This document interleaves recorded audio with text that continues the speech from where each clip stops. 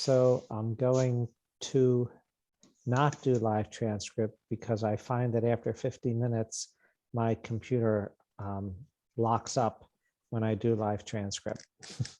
It's a feature. Yeah. So anyway, we are recording. Okay, And and we'll officially get started in another 2 minutes. yeah, very good. Oh, Carol, you're muted. Barry did that. Well, it took me forever to figure out how to push where the volume button was in this ancient laptop that I have here, but it's the only thing I can stick a DVD in to watch it, Anyhow, so I finally found the button. Sorry about that. I lived in Nashville too for a couple months in Wow. 1960 something or other. No, it was 1972, something like that. Well, Yeah, I lived there in I think around 85.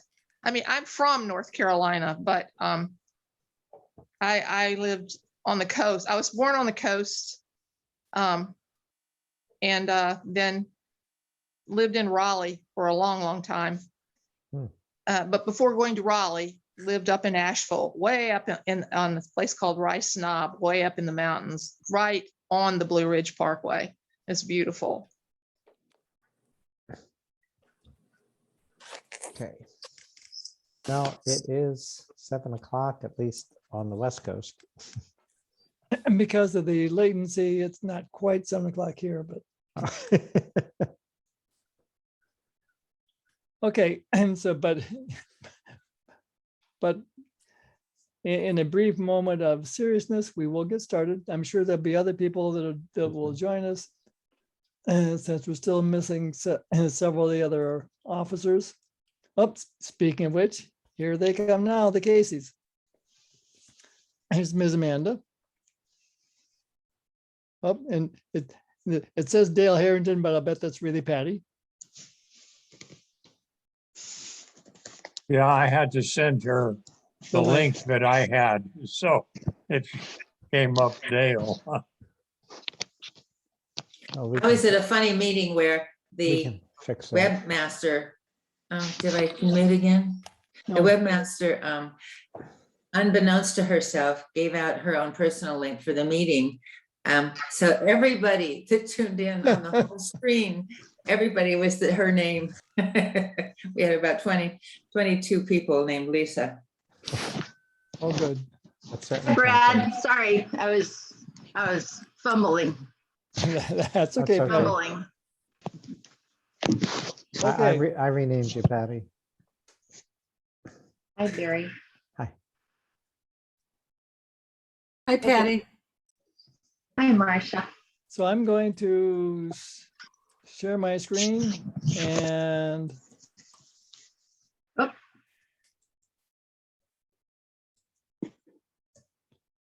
And I know I got to keep learning this every time. Please you can hit slideshow. That's too easy. Okay, so this is the monthly members meeting for Sustainable Rossmoor. I'm Brad what's my name? Brad Waite, the current president. And we'll quickly see the reason why I say current. The agenda for tonight is welcome to everyone. And the Barry Bryan, who is enjoying his beer right now. Yeah. Diet Coke. Oh. It's to help me stay awake. Is the vice president. Amanda Casey is the treasurer, and Dave Casey, hopefully he's coming too, is the secretary. And so what we'll do is start off with the treasurer's report. Amanda, you want to take it? Thank you, Brad. Treasurer's report. We started the month with 10,946. I'm still puzzled myself by membership 641, donations of $80 for total revenue of 721. Our expenses are minimal at $15 for Zoom, with an ending bank balance not as of 10/5, but as of today $11,652. Great. Any questions? I'm guessing somebody gave an extra $1. I get, so am I. I know it ties out, so, Well, it's probably Dave Curran. He does things like that. all righty, thank you. Thanks, Amanda. And Paula asked me to read this. Paul Erickson is our membership chair. Yeah. I think everyone knows that the dues for 2022 are now payable. And when you pay, in the last quarter of the year, you get credit for, the following year too. So again, we had 182 dues paying members for 2019, 163 for 2020, and I think it's 186 for 2021. And then we've already booked 22 for next year. As you can see, those were broken down between 16 renewals and 6 new members. Thank you, new members. I think Barbara was probably one of those, weren't you, Barbara? Yeah. And Paula is just reminding all of us to encourage members to renew and to recruit new members as well. And the second from the last line is Paula's address, and where people can mail their the checks to for either new membership or renewal dues made payable to Sustainable Rossmoor. You can also try going on our website, sustainablerossmoor.org, and you should find a link there called under Join Us, pay dues. And we think it kind of works. Yeah, you can't actually pay through it, but you can at least send us your information that we need to capture. Okay, any questions on any of that? Okay, now on to the more fun stuff.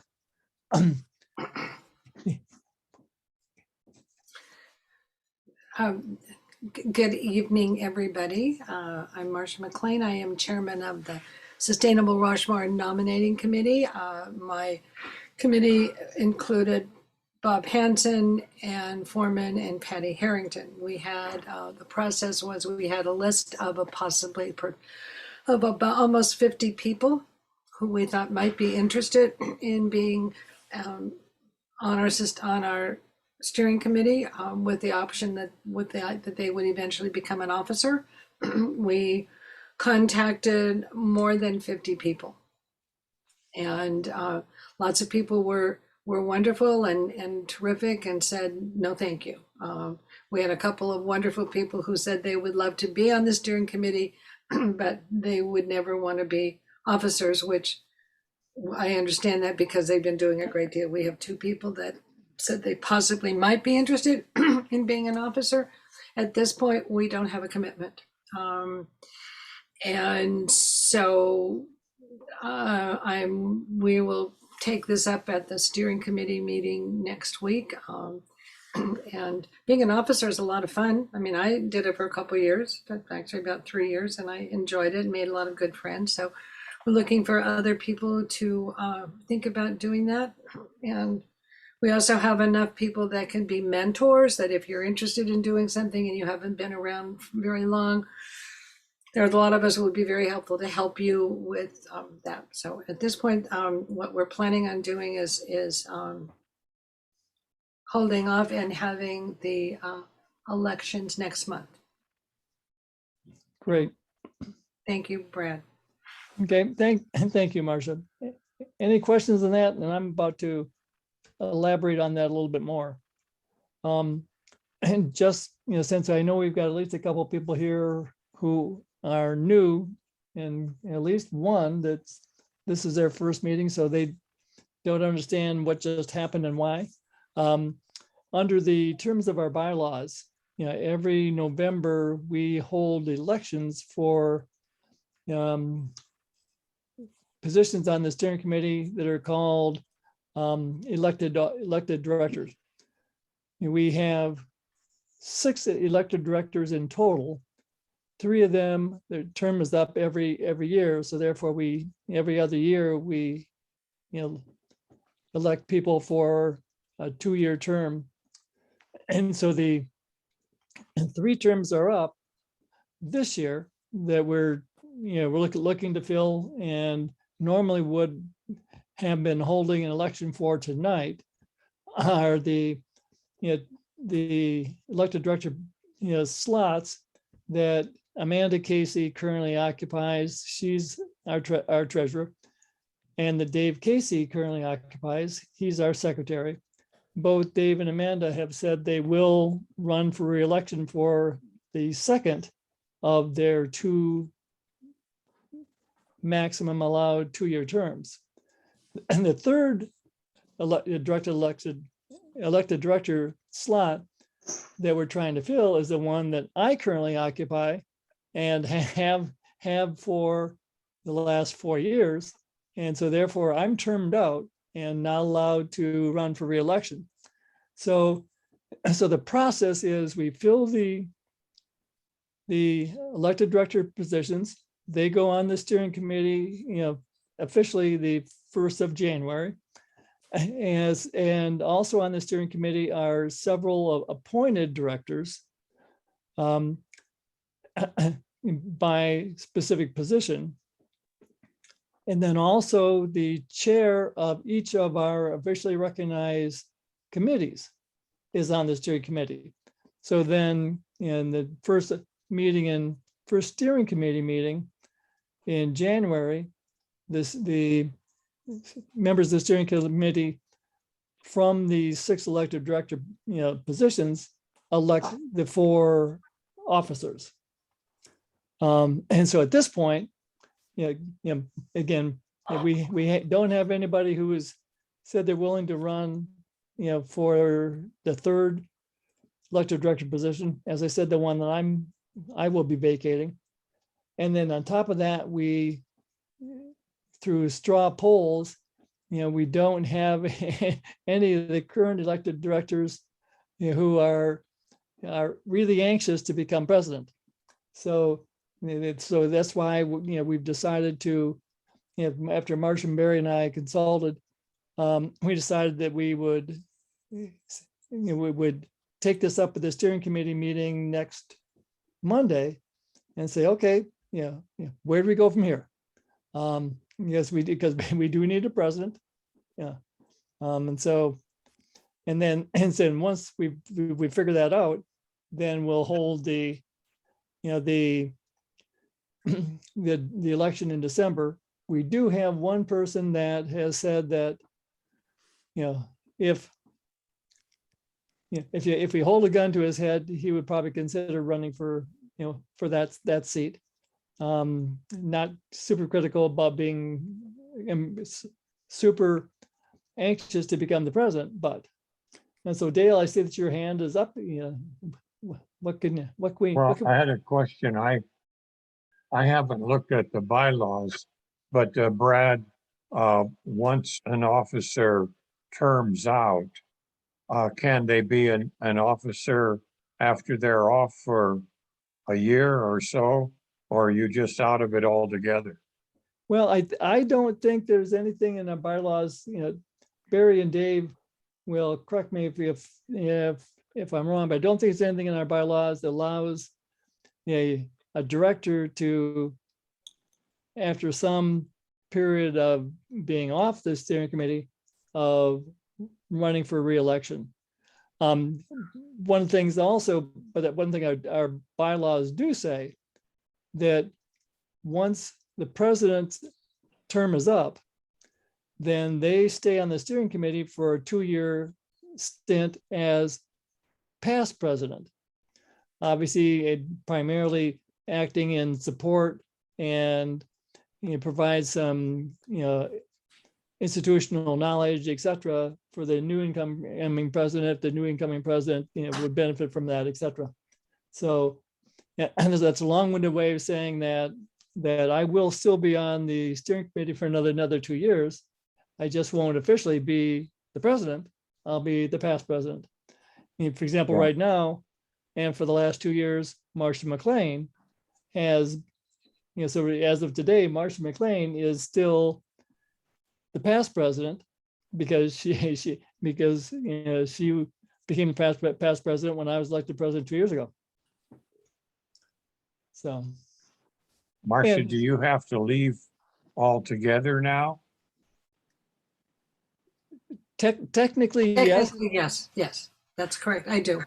Technically, yes, but the practical, nature is our steering committee meetings are open to any members, whether they're elected or not, or even a committee chair or not.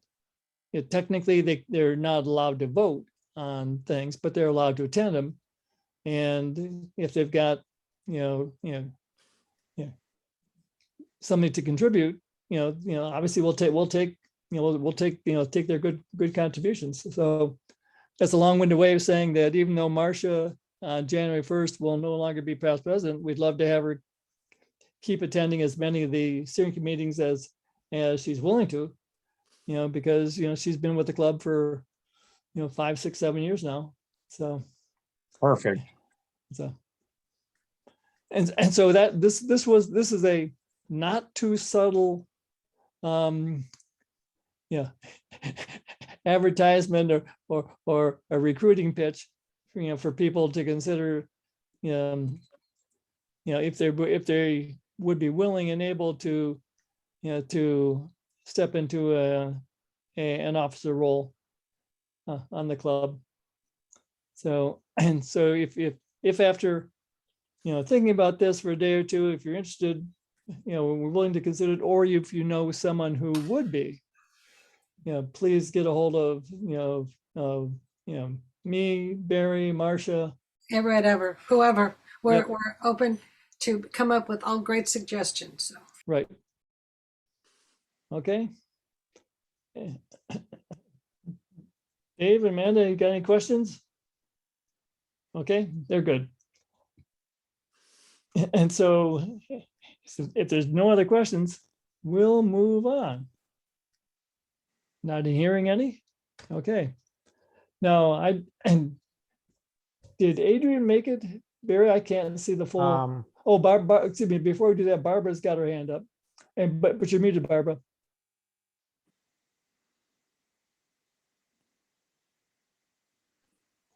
Yep, you're still muted, Barbara. Barbara, you're muted. You're muted. Barbara, you're still muted. All right, can you hear me now? Now we Yes. can. Yeah. Okay, I'm sorry. That's okay. I just wanted to know, do you have job descriptions of these positions? Yeah, we do in the bylaws. Okay, so I could go there to see what they are. Yep. I mean, just if I don't know that many people, but maybe somebody, it just would be interesting to know what is required. Yes, if you send us it sounds like you're pretty new. If you send us your email, we'll send you a copy of the bylaws in case it's not on the website. Okay, thank you. Yes.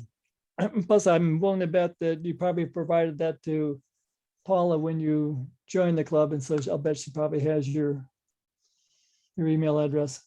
Yes, she does. Okay. Okay, and so Yeah, I just texted Adrian. I don't see him. okay, and if not, Right. you and I can cover that. Oh, because- he's there with Carol. Okay, very good. Okay, no, he's good. Okay, Adrian, I did update the slide of who's interested, that next slide, as Okay, of 10:31. Oh, there he is. I see him now. okay, good. Well, good evening, everyone. Good to see you in all your tiny little boxes.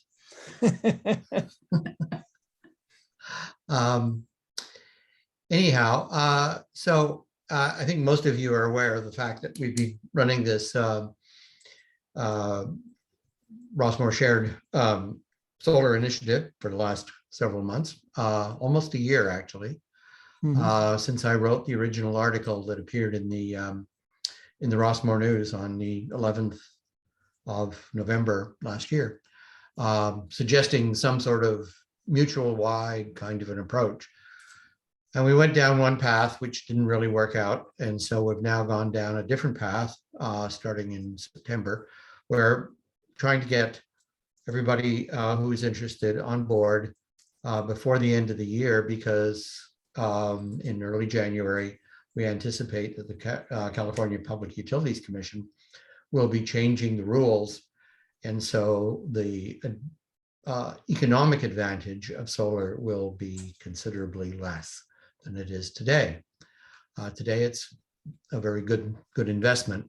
Then it will, after they change the rules, it probably won't be anywhere near as good.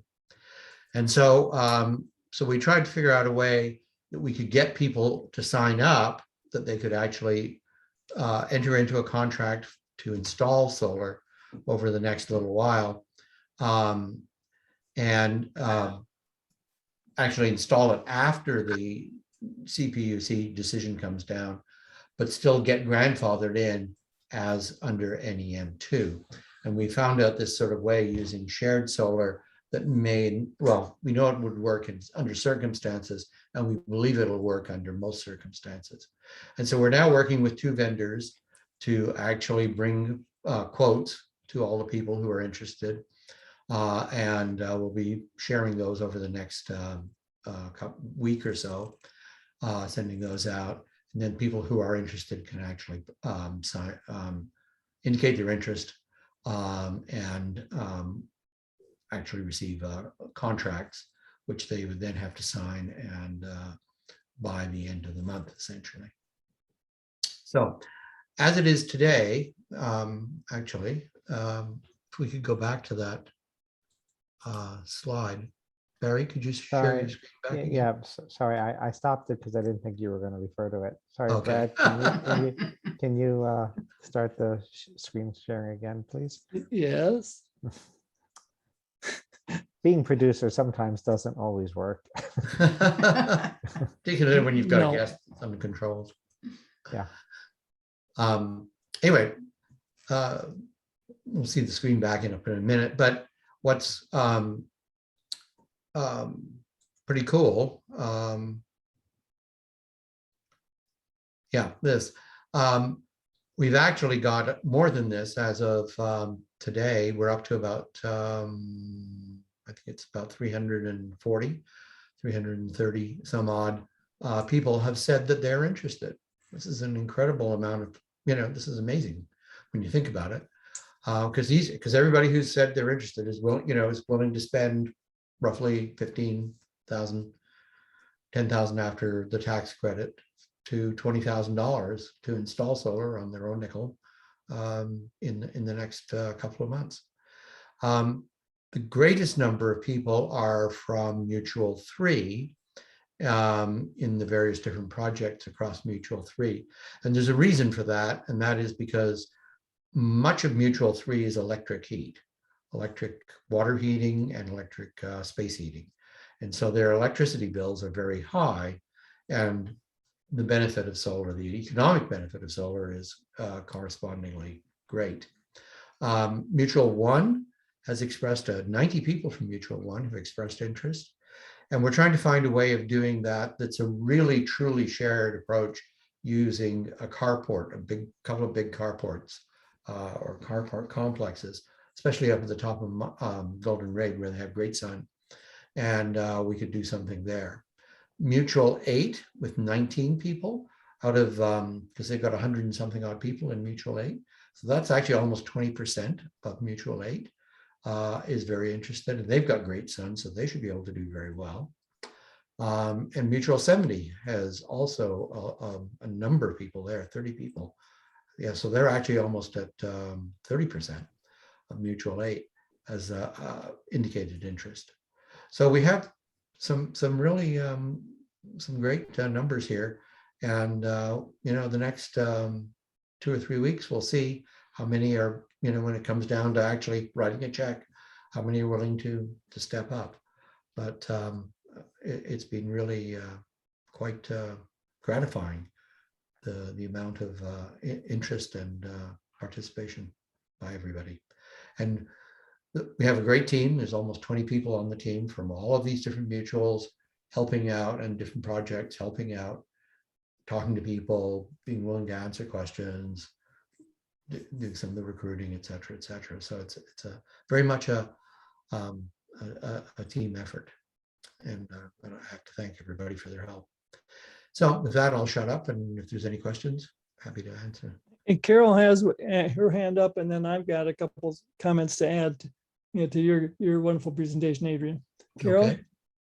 Yes, I was just wondering if either or both of the vendors that are in play are offering financing, so people don't have to put up all the money up front. Yes, they're both offering financing. And do you know what percent they're talking about, interest? Well, it depends on the time frame. So it's if you're willing to do a 5-year or 6-year financing, I think it's down around maybe 4%. Whereas if you want, 16 years or 20 years or something like that, then it's more like 9. Thank you. Thanks, Carol. And then one of the things I was going to mention, Adrian, is that of the two vendors, the two installers that are at play, I think, and I think Adrian shares this, and so is Barry, we're lucky in that one of the two is a company called Solar Technologies, who is the installer that is a solar vendor that Golden Rain Foundation chose to put up the original 1 megawatt solar farm 6 years ago, and also the same vendor that they chose for the second phase solar, which is primarily putting up panels over the Gateway parking lot, and I think a little bit of the parking lot of the event center. Also, Mutual 48 chose them, to do their shared solar, and Mutual 48 was the group that initiated and the concept of shared solar here in Rossmoor, and they did that, started 5-6 years ago, Adrian. 2016. Yeah. And they now have over 50% of their manners participating in one of their first 3 tranches of shared systems that they've done. So we will admit we stole the blueprint for that concept from Mutual 48. Actually, we didn't steal it; they gave it to us. But it's more fun to say we stole it.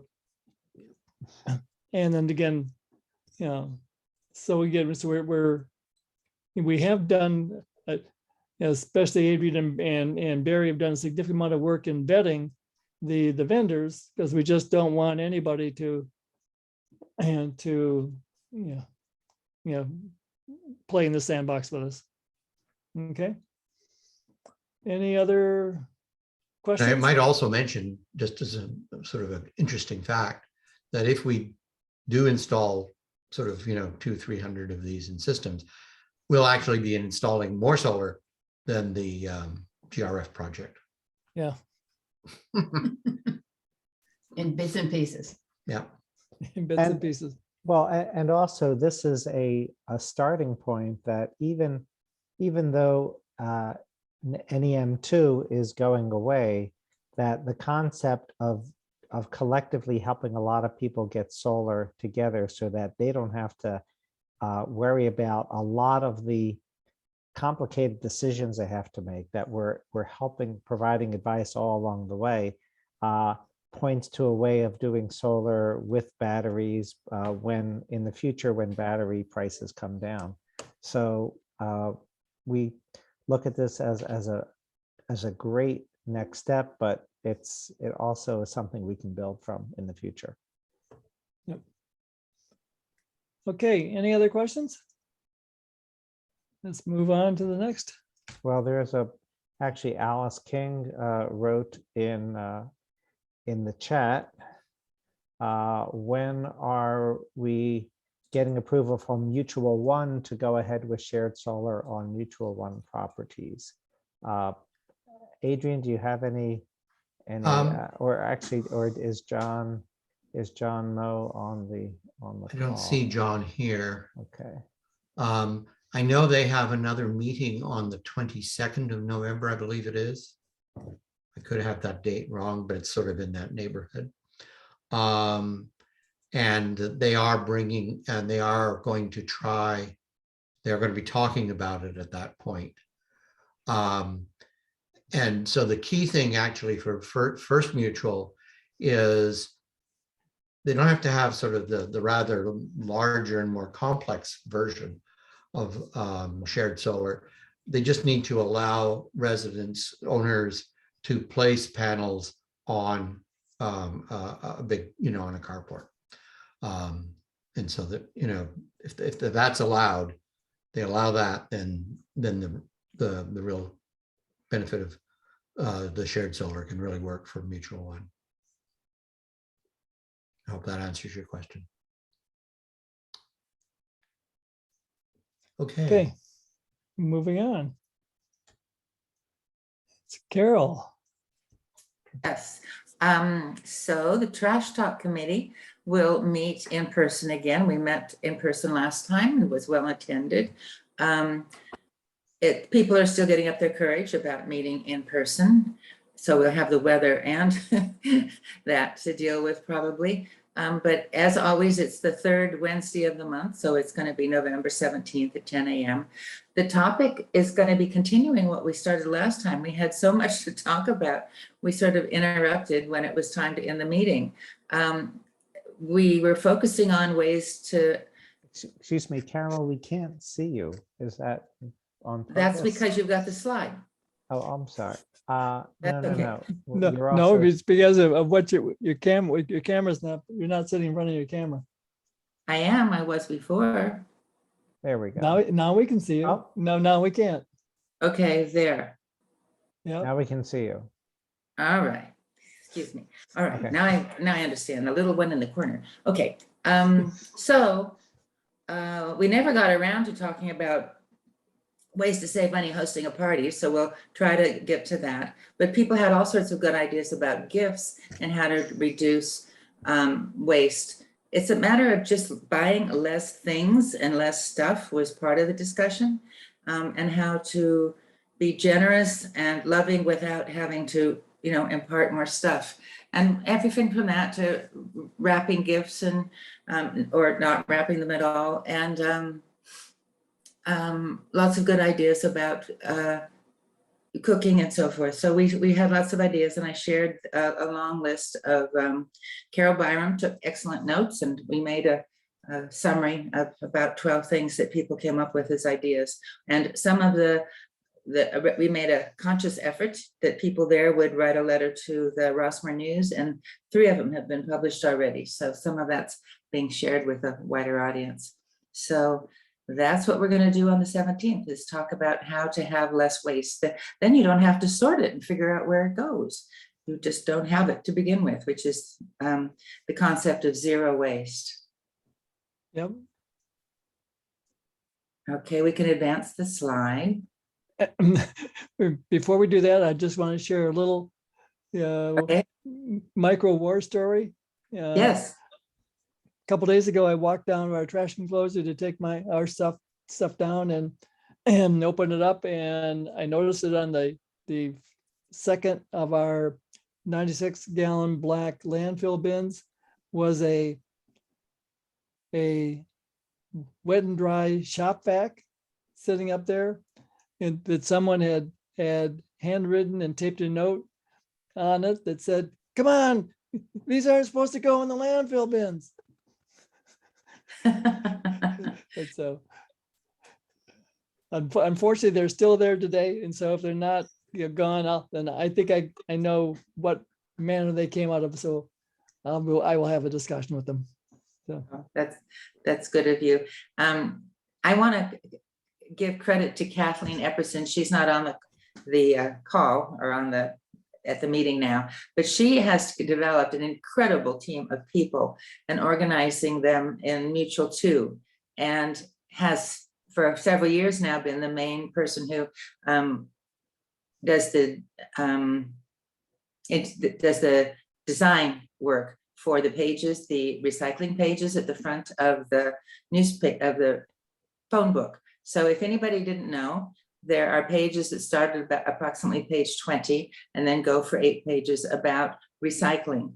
And there's an alphabetical list. So she and I have been working on the 2022 version and updating it and adding some more things. So my head is filled full of sorting minutia details right now. So it's great to be working with her on that. So now you can advance the screen. Do you think I can? Yes. There we go. You can look for trash tips periodically. We've had those in the Rossmoor News, a little square with a photo and some sort of advice about sorting usually.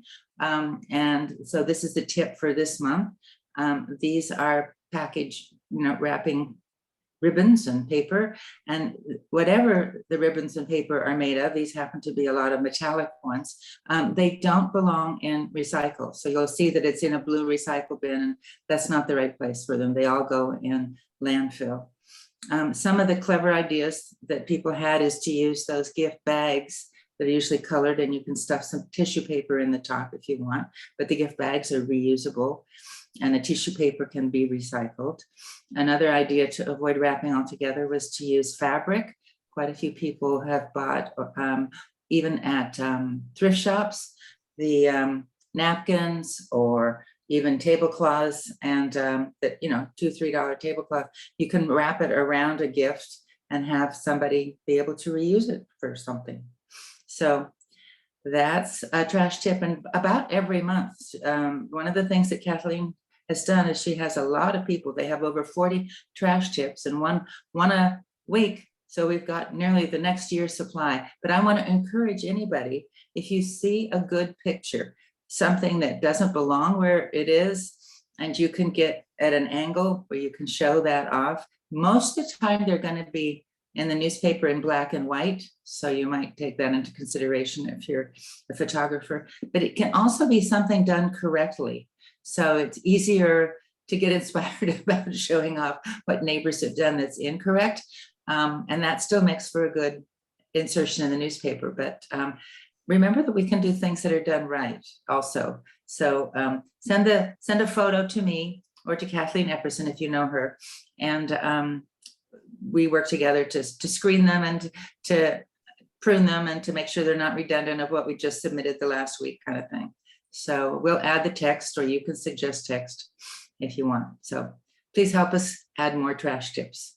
And now the next slide. Okay, this is a film that actually happens to be related to waste, but it's not, most of our films are not necessarily on the same subject. It seems like I'm perseverating here. This film is a wonderful film because it's humorous and still has a good way to be educating and inspiring. This young couple are Grant and Jen, and the premise of the film is it's a 77-minute film, and they have a competition of who can buy the least stuff and resist consumerism, they call it, and have the least waste. So for a whole year, they're doing this competition. Carol, do you have a trailer for this particular one? I didn't send it to you because I didn't know, lately we haven't had time, but I can add it to the chat in a minute.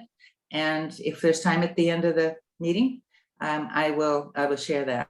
I have to tell you that the trailer is a little more sober than the actual movie. So the trailer is educational.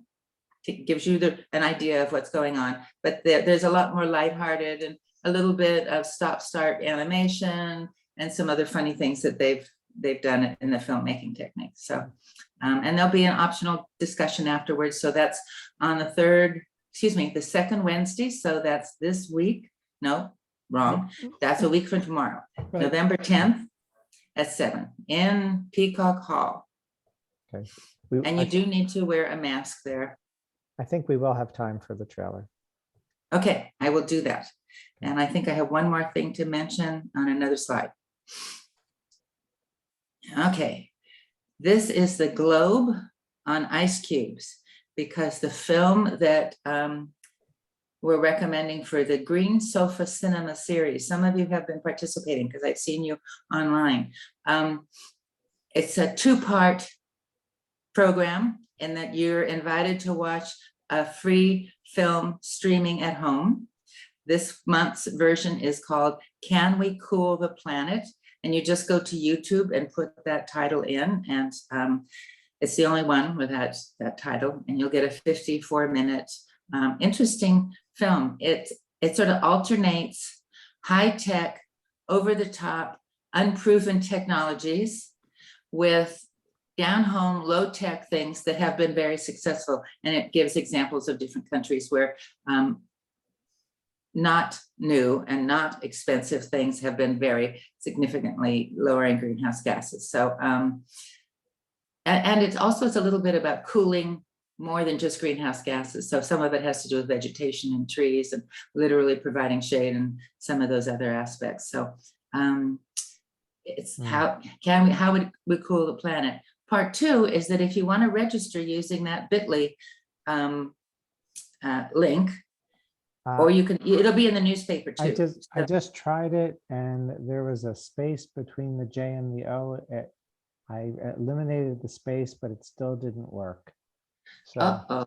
I did it today and it worked. Hey, Okay. Barry, try it with, rather than a space between the J and it's O, an underlined. underscore. Right. Ah, that's what is. Okay, sorry.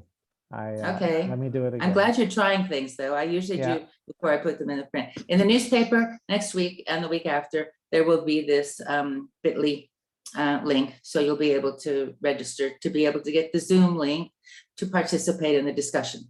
So we don't yet know who the speaker is going to be, because we're negotiating with a couple of county professionals that can tell us about things that are going on in different parts of the county that have been successful and what they're planning for the future. So the more the low tech or things you've heard about, things that are proven, that are what we'll be discussing. But the film goes into some pretty, you know, geoengineering and putting mirrors up in the stratosphere. Okay, I've got a couple things to do on Zoom, on chat to keep me busy then. Okay. So watch the film in advance, and if you want to participate in the 1 hour discussion, then also sign up to be in the Zoom discussion. So that's a two-part thing that's at home, completely at home. That's it. Okay. Thank you very much, Carol. Thank you, Carol. Okay, and Richard? Okay. Hi, everybody. So the Sustainable Landscape Committee. So last Thursday, we had a meeting on the plaza, which was an experiment and a collaboration between the SLC and the Town Square Project and the Nature Walkers Club. So the idea was to introduce the concept of eventually turning the plaza into a social space for meetings and entertainment and socializing. And so this event felt like a pretty good success. So we had been rained out the week before, and we still had 35 show up with only 3 days notice. So I was really pleased about that. And it was a beautiful day. It was in the 70s, great environment. We had opportunities to present about the possibilities of the plaza, the design of the plaza, how much of an asset it is, and that sort of thing. So I personally support the Town Square project. Someone named Chloe Campreth is spearheading this. She's a part of the Nature Walkers. And so I'm working with her on how we could continue to promote this idea. And we're going to have meetings, and we're going to be coming up with ideas, and you'll be hearing more about this, I suspect, in the future. So at that meeting, we discussed the things that you see here on the screen. So we talked about upcoming sustainable landscape tours happening in the spring, specifically the landscapes outside. So to start, the landscapes outside our gates at the Tice Valley Road intersection, the shopping center, those sorts of things. So we can really give take a critical look at the sustainable landscapes that we see there. This photo that you see here, which is taken at Hillside and was designed in an intersection near Hillside. To me, this is kind of an ideal of what a sustainable landscape could look like, with lots of flowers and low care plants. Unfortunately, we don't see a lot of that going in these landscapes, in the shopping center area. So, okay, so it's the upcoming tours. The tree guidelines, that's, I think, more and more of you are starting to hear about because I'm talking about it. So the guidelines, 4 years in development, and a collaboration of many, gone through 6 revisions, including a collaboration with Rebecca Poland, and some exciting news from her about her interest in helping to promote it. So more about that in the future. The guidelines is a best practices guide to things to consider when selecting and placing trees in Rossmoor using sustainable principles. So a lot more about this in the future. And then the tree appreciation tours, which it looks like the nature walkers will help in the planning and promotion of these, will be tours where we walk around different parts of Rossmoor and look at the trees and assess them and critique them in terms of the principles stated in the guidelines as a way of getting to know it. So we'll see how all that turns out.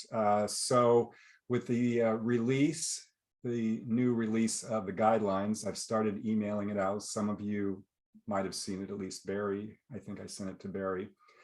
And the process now is to start educating about it and promoting it, beginning with the SLC. I'll probably do a video presentation on it to explain it. And we'll see if you all in the Sustainable Rossmoor Club have an interest in assisting with that promoting. So that's all I got to say. I know many of you here were at the meeting last Thursday, maybe half a dozen of you. Any of you want to share any takeaways from that?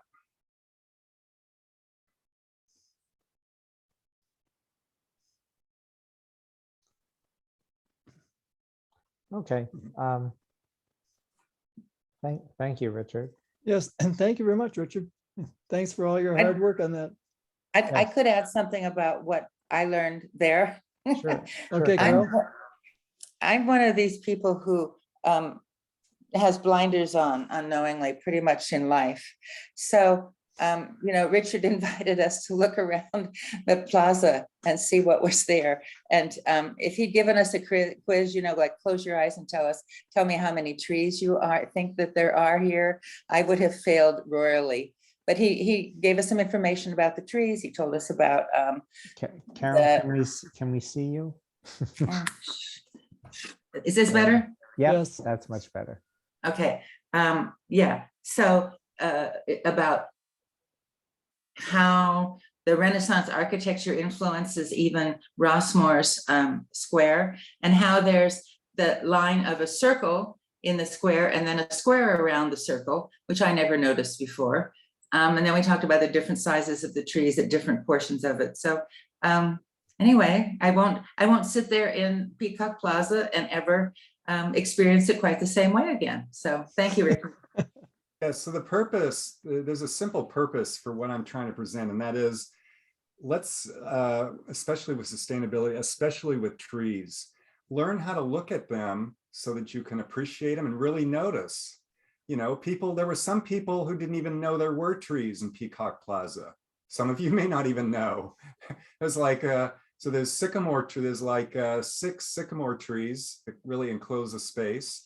And, you know, do we even notice those? So we can't, as with all things sustainable, we can't create any change unless people even know what it is they're looking at.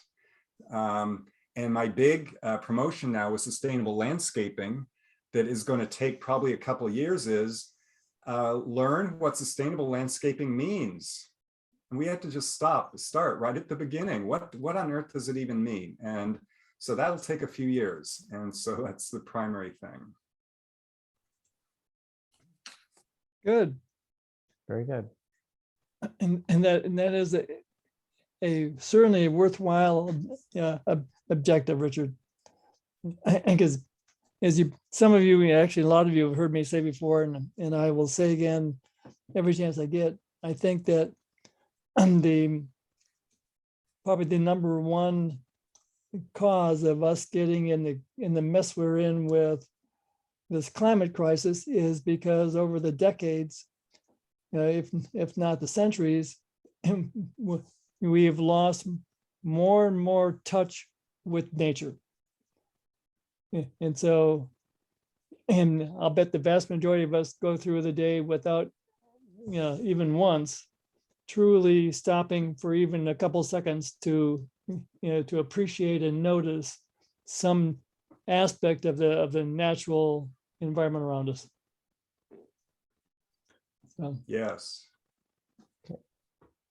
We do have those trailers now for the 2 films that Carol was okay, mentioning, and we could show those now when we're okay. done with Richard. I think, Okay. and then Richard's done, right? So any questions, Richard, or should we go on the trailer? Okay. Okay, so I'm gonna need to I'll stop. no, that's okay. You can show it? Yeah, I Good. can show it here. Meeting controls, and let's see if I can start it. Are rising temperatures driving Earth's ecosystems past a point of no return? We can't go back. There is no path backwards. Every year, the damages are worse. We have promising technologies that put solutions within our grasp. But are we reaching far enough? We have to have emissions cut to 0. Even if we stop emitting CO2, we still have the CO2 we've already emitted. So scientists are building a new toolkit. It has power to ensure a prosperous future. Our society has to survive. We need to reduce the heating effect. Cutting-edge solutions. It's going to be revolutionary.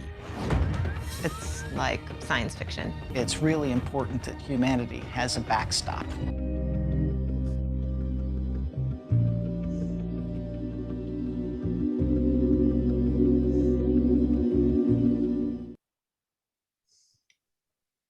Okay, that's that one.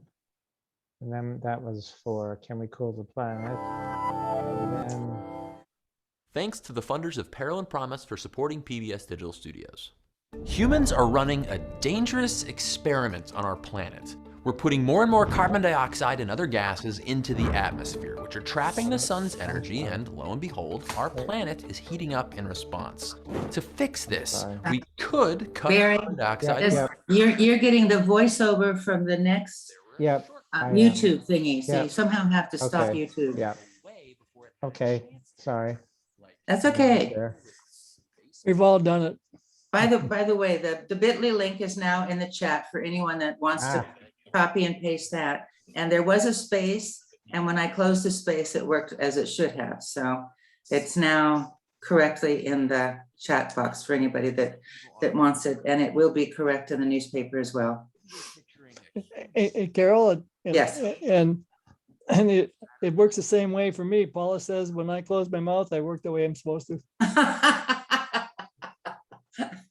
Okay. Okay, I think I fixed it. But now I gotta, let me get back to sharing.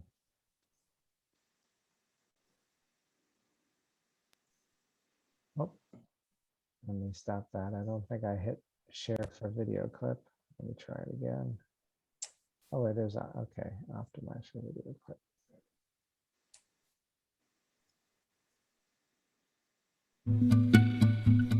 We look at the issue of disposal of Vancouver's garbage. An issue that's coming into sharp focus with the pending closure of the landfill next year. For 1 year, we will not produce any waste, and as part of that project, we won't buy any stuff. It had to be a competition. The person who has the least amount of garbage and who didn't buy anything wins. Say, these are pretty slick. You noticed that, eh? Sure did. I just don't want to have the plastic packaging. I want to get it in my container. Can I get it on a plate with no toothpicks? No toothpicks?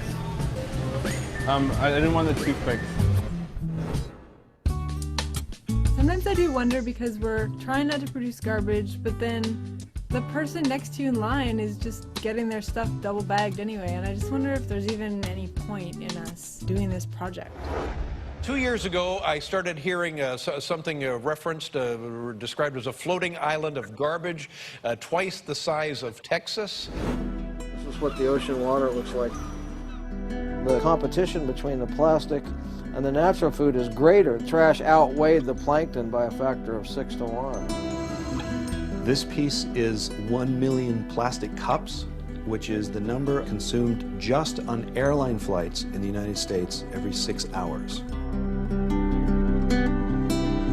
If we could see this stuff, behold it with our senses, we might feel something.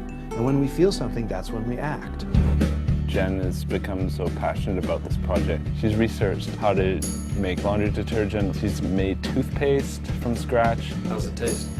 Not very good. Your smile's getting bigger. I'm still trying to figure how if I should keep holding on to a little bit of love.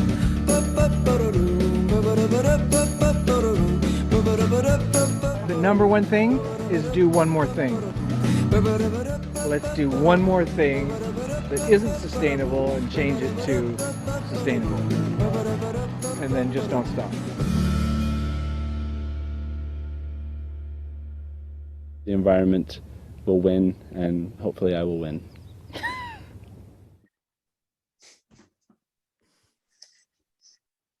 Okay. You're right, Carol. That does look cute. Yeah, I like that sentence, you know, do one thing and then do one more thing. It makes it seem doable, you know. You bite things off in one piece at a time instead of being overwhelmed by what's not happening in Glasgow.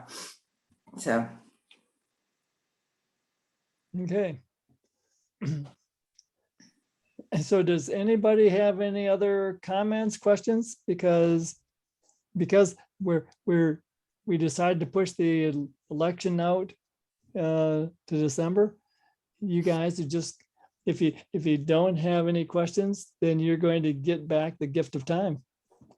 I would add that we always are interested in potential speakers for our meetings, someone who can say something interesting in only 20 to 30 minutes, which is a good time. You know, if you have something good to say, you can usually say it in that time. So it can be, doesn't need to be the same kind of thing we've done before. It can be something very different. That's another aspect of sustainability.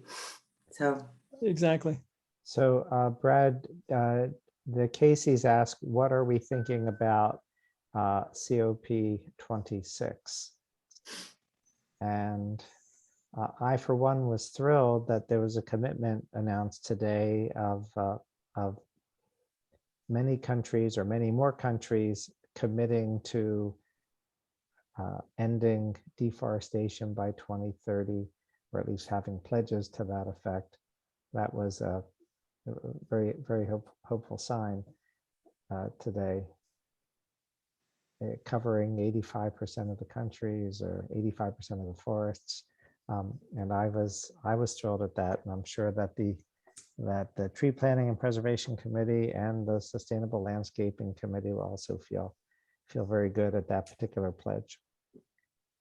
Any other comments or thinking? I see a lot of heads nodding yes. That's good to see.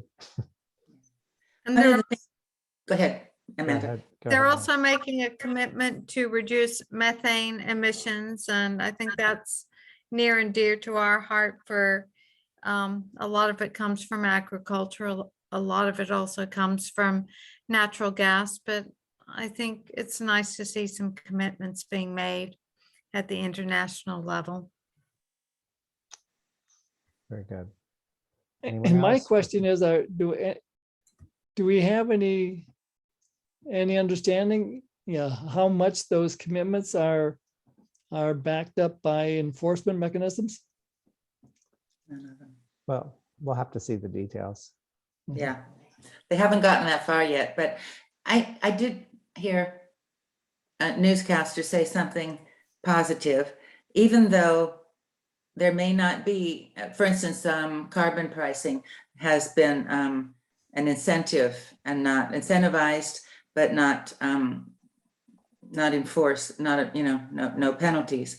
But anyhow, it's so much more cost effective now for banks, insurance companies, and many corporations to do the right thing, that even without their leaders following through on their commitments, or other countries, that a lot is going to happen in private industry that's going to start making a difference. And we've seen it with solar panels, for instance, but in a lot of other fields as well. A lot of there's only one company now that will ensure the pipelines for this natural gas pipelines that crisscross the United States and other countries. So there used to be 7, and 6 of them have stopped insuring those because it's just not financially a good idea to insure those things. So as soon as there's no insurers, it's going to make it very difficult for the companies to keep doing that. So there's many examples that give me hope. Very good.